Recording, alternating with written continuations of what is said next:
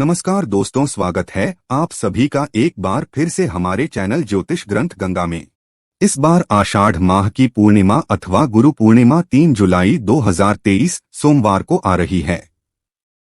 गुरु पूर्णिमा का शास्त्रों में विशेष महत्व बताया गया है। यदि इस दिन प्राचीन तंत्र ग्रंथों में बताए गए पूर्णिमा के उपायों को कर लिया जाए तो व्यक्ति समस्त कष्टों से मुक्त हो जाता है। साथ ही जन्म कुंडली के दुष्ट ग्रह भी शुभ फल देने लगते हैं। जानिए इन उपायों के बारे में। दोस्तों, हमारे प्राचीन धर्म ग्रंथों में गाय को एक अत्यंत महत्वपूर्ण और पवित्र पशु माना जाता है। शास्त्रों में गाय को माता कहा गया है और समस्त देवी देवता इनका पूजन करते हैं। गौ माता के शरीर में 33 कोटि देवी देवताओं का निवास होता है। गाय एक अत्यंत पवित्र, निर्मल, शांत, निष्पाप जीव है। ऋग्वेद में इसे संसार का पालन पोषण करने वाली कामधेनु माता कहा गया है। इसके दर्शन मात्र से मनुष्य के हजारों पाप नष्ट हो जाते हैं। इसीलिए कभी इस निष्पाप गौ माता पर अत्याचार नहीं करना चाहिए। गाय को कभी मारना नहीं चाहिए और कभी उन्हें कष्ट नहीं देनी चाहिए। गाय को मारना शास्त्रों में सबसे बड़ा पाप माना गया है। दोस्तों, भगवान श्री कृष्ण को गायों से विशेष लगाव था। उन्हें गौमाता बहुत अधिक प्रिय थी। श्री कृष्ण के अनुसार गायों की सेवा करना ही सर्वश्रेष्ठ धर्म है। इससे बड़ा पुण्य का कार्य संसार में दूसरा कोई। कलयुग की भविष्यवाणी करते हुए भगवान श्री कृष्ण कहते हैं कि कलयुग में जब धर्म का लोप हो जाएगा तब मनुष्य गाय की सेवा करेंगे। मनुष्य केवल दूध के लिए ही गाय को पालेगा। दूध के लिए वह गाय को बहुत कष्ट देगा, जिसके परिणाम स्वरूप कलयुग में पाप और अधर्म उसके चरम पर होगा। कलयुग के अंत का लक्षण बताते हुए श्री कृष्ण कहते हैं, जब संसार से गाय समाप्त हो जाएंगी तब कलयुग का अंत होगा। जो मनुष्य कलयुग में भी गाय की निस्वार्थ भाव से सेवा करेगा वह सुख समृद्धि प्राप्त करेगा। जो स्त्री रसोई में बनी पहली रोटी गौ माता को खिलाएगी वह सदा सुहागिन और सौभाग्यशाली रहेगी। जो लोग अपने घर में गाय से प्राप्त पंचगव्य को घर में रखेगा उसके घर में कभी दुख दरिद्रता नहीं आएगी। दोस्तों, हमारे धर्म के सभी शास्त्रों में गाय की सेवा को ही सर्वश्रेष्ठ माना गया है। जो व्यक्ति प्रतिदिन किसी न किसी तरह से गौ माता की सेवा करता है वह सबसे अधिक पुण्यवान बन जाता है। गांव में तो मनुष्य को गाय की सेवा करने का अवसर प्राप्त होता है, लेकिन शहरों में गाय के दर्शन आसानी से नहीं हो पाते हैं। इसीलिए मनुष्य को गौशाला में जाकर गाय की सेवा करनी चाहिए अथवा गौशाला के लिए दान धर्म करने चाहिए। इसके अलावा आप अपने घर में गौ माता की मूर्ति रखकर उनकी पूजा जरूर करें। इससे भी माता कामधेनु का आशीर्वाद प्राप्त होता है। शास्त्रों में गौ माता को मां लक्ष्मी का रूप माना गया है। इसीलिए उनकी पूजा करने से दरिद्रता दूर होती है। प्राचीन काल से ही गौ माता की सेवा और संरक्षण करने की परंपरा चली आ रही है। कई ऋषि मुनि अपनी कुटिया में गायों का पालन करते थे तथा राजा महाराजा गायों का दान करते थे। गायों के दान को सबसे बड़ा दान कहा गया है। गाय का दान करने से सभी जन्मों के पाप नष्ट हो जाते हैं और मनुष्य को मोक्ष की प्राप्ति होती है। आज हम आपको गौ माता के संबंध में बहुत ही महत्वपूर्ण बातें बताने जा रहे हैं। गाय की पूजा कैसे करनी चाहिए, गाय को कौन सी चीजें खिलाने से कौन सा फल मिलता है तथा गाय के किस अंग को स्पर्श करने से दरिद्रता दूर होती है आदि के बारे में हमारे शास्त्रों में बहुत ही महत्वपूर्ण ज्ञान दिया गया है।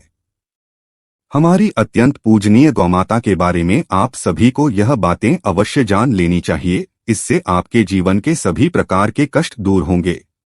दोस्तों, कई बार महिलाएं जाने अनजाने में गाय को कुछ चीजें खिला देती हैं जिससे मां लक्ष्मी क्रोधित हो जाती है। शास्त्रों में कहा गया है कि यह चीजें गाय को कभी नहीं खिलानी चाहिए। इससे मनुष्य के जीवन में दुर्भाग्य आता है और उसे किसी भी कार्य में सफलता नहीं मिलती है। तो चलिए जान लेते हैं। गौ माता के विषय में महत्वपूर्ण नियम। सबसे पहली बात है, दोस्तों, गौ माता के दर्शन करना बहुत शुभ होता है। शास्त्र कहते हैं रोज सुबह गाय के दर्शन होने से पुण्य की प्राप्ति होती है और सुबह गोबर के दर्शन होने से लक्ष्मी की प्राप्ति होती है। अगर किसी महत्वपूर्ण कार्य के लिए जा रहे हैं और अचानक ही गौ माता आपके रास्ते में आ जाती है तो वह कार्य निश्चित ही सफल हो जाता है। किसी भी यात्रा पर निकलते समय अगर गौ माता के दर्शन हो जाएं तो वह यात्रा सुखपूर्वक पूर्ण हो जाती है, इसमें संशय नहीं है। ज्योतिष शास्त्र के अनुसार अगर कुंडली में यदि पितृ दोष होता है तो अन्य उपायों के साथ साथ गौमाता को प्रतिदिन रोटी और घास खिलाने से लाभ होता है और पितृ दोष से मुक्ति मिलती है। इसी तरह यदि कुंडली में यदि शनि की 7.5 या महादशा है तो हर शनिवार और अमावस्या को काले रंग की गाय को घास या रोटी खिलाएं और उसकी पूजा करें। इससे शनि दोष कम होता है। गोमूत्र यानी कि गाय का मूत्र बहुत ही उपयोगी, पवित्र और स्वास्थ्य की दृष्टि से अत्यंत हितकारी होता है।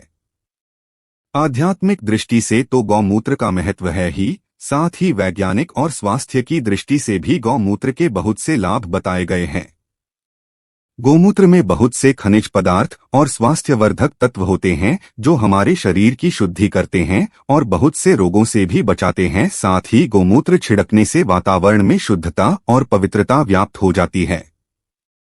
इसीलिए हमारे शास्त्रों में शरीर को निरोगी रखने के लिए प्रतिदिन गोमूत्र का सेवन करने तथा घर में गोमूत्र छिड़कने के लिए कहा गया है। कुंडली में शुक्र ग्रह की स्थिति को मजबूत करने के लिए ज्योतिष शास्त्र के अनुसार सुबह के भोजन में सबसे पहली रोटी निकालकर एक सफेद गाय को खिलाना शुभ माना जाता है। अगर आपकी कुंडली में बुध ग्रह कमजोर है या आपको किसी कारण इसके दुष्प्रभाव झेलने पड़ रहे हैं तो हर बुधवार के दिन गाय को हरा चारा खिलाना शुरू कर दें। इससे बुध से जुड़े दुष्प्रभाव दूर होंगे और आपको तमाम समस्याओं का हल मिल जाएगा। अगर कुंडली में मंगल दोष है जिसके कारण आपके जीवन में कई तरह की परेशानियां हैं तो लाल रंग की गाय की सेवा करें। मंगलवार के दिन गाय का पूजन करें और उसे गुड़ और चने आदि खिलाएं। बृहस्पति ग्रह को जीवन के सभी मांगलिक कार्यों का कारक माना जाता है। ऐसे में अगर किसी व्यक्ति के जीवन में विवाह आदि मांगलिक कार्यों में विघ्न निर्माण हो रहे हैं तो उन लोगों को कुंडली में बृहस्पति ग्रह की स्थिति को मजबूत करने के लिए रोटी पर गुड़ और चने रखकर गाय को खिला देना चाहिए। इससे आपको शुभ परिणाम प्राप्त होते हैं। अगर घर में अशांति है, लड़ाई झगड़े होते रहते हैं तो घर में सुख शांति बनाए रखने के लिए घर के अंदर गाय के गोबर से बने उपले को जलाना चाहिए और उसका धुआं संपूर्ण घर में फैलाना चाहिए। इससे घर की नकारात्मक ऊर्जा नष्ट होती है और सकारात्मक ऊर्जा में वृद्धि होती है। गाय के दूध, दही, घी, गोबर और गौमूत्र से बनने वाले मिश्रण को पंचगव्य कहते हैं।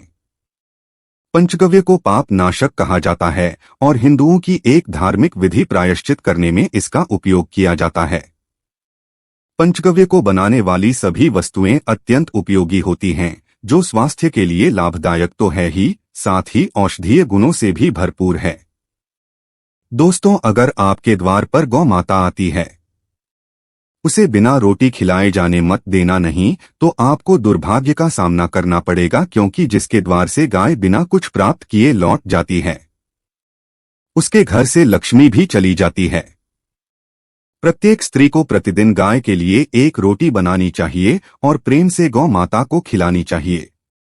इससे गौ माता का आशीर्वाद प्राप्त होता है और मन की इच्छाएं पूर्ण। कुछ लोग गौ माता को बासी भोजन अथवा जूठन खिला देते हैं। इसे शास्त्रों में पाप माना गया है और किसी अन्य पशुओं को खिला सकते हैं, लेकिन गाय को कभी जूठन नहीं खिलाना चाहिए। भूख के कारण गौमाता उस अन्य को ग्रहण तो कर लेती है, लेकिन इसका पाप उस व्यक्ति को लगता है जो गौ माता को ऐसा बासी भोजन खिलाता है। एक शाकाहारी और पवित्र पशु है, इसीलिए गाय के भोजन में कभी मांस, अंडे आदि चीजें नहीं डालनी चाहिए। ऐसा करने से महापाप लगता है। यदि आपकी कुंडली में चंद्र दोष है और जिसके कारण लगातार परेशानी उठानी पड़ रही है तो आप ये एक उपाय जरूर करें। आप रोटी पर सफेद मक्खन, नमक और घी लगाकर गौ माता को खिला दें। यदि शनि दोष है तो आटे में थोड़े काले तिल मिलाकर रोटी बनाकर गौ माता को खिला दें। इससे शनि दोष समाप्त होता है। मंगल दोष को दूर करने के लिए रोटी पर हल्दी लगाकर गाय को खिलाना चाहिए। अगर घर में धन की समस्या है तो गुरुवार के दिन गाय को केले का फल खिलाना चाहिए। इससे दरिद्रता दूर होती है। दोस्तों, गौ माता के पीठ पर एक उभरा हुआ कुबड़ होता है। उसको कुबड़ में सूर्य केतु नाड़ी होती है। जब भी आपके द्वार पर गौमाता पधारे, आप इसको कुबड़ को एक बार जरूर स्पर्श करें। इससे आपके जीवन से सभी दुखों का अंत होगा और धन संपत्ति की प्राप्ति होगी। शास्त्रों में कहा गया है, जो मनुष्य तन मन धन से गौ माता की सेवा करता है, वह मृत्यु के बाद वैतरणी नदी को गौ माता की पूंछ पकड़कर मार कर लेता है। उस व्यक्ति की अकाल मृत्यु नहीं होती है और उसे मोक्ष की प्राप्ति होती है।